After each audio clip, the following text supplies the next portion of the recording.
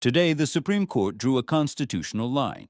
No president is above the Constitution, and emergency powers are not blank checks. At the center of the dispute was the use of AIPA, a law designed for genuine national emergencies involving foreign threats. It was never meant to become a flexible economic lever for domestic, political strategy.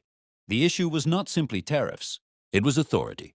Tariffs may be framed as tools of national security, but when imposed broadly, they function as economic pressure, and pressure in global trade rarely stays abstract.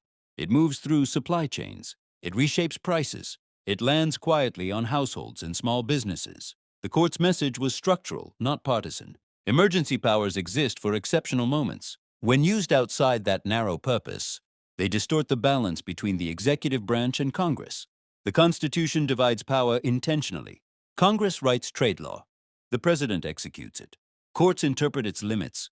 When one branch stretches its authority under the banner of urgency, the others are meant to respond. That tension is not dysfunction. It is design. Supporters of aggressive tariff strategy often argue that strong executive action is necessary to confront global competitors. Critics argue that bypassing legislative debate concentrates economic power in a single office. Both sides frame their case in the language of national interest. But the deeper question is institutional. Should economic strategy that affects millions be reshaped through emergency authority, or should it pass through open legislative negotiation?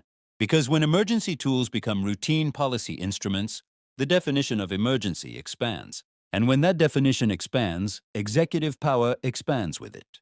The court's decision reinforces a principle older than any trade dispute. Power must justify itself within constitutional boundaries. Trade wars can be debated. Tariffs can be defended or opposed. But the method matters as much as the outcome. When presidents test the edges of authority, institutions test them back. That friction is not weakness. It is the system proving that even in moments of economic tension, structure outweighs impulse. And in a constitutional republic, that balance is the real safeguard. Not who wins the policy fight, but who respects the limits of power.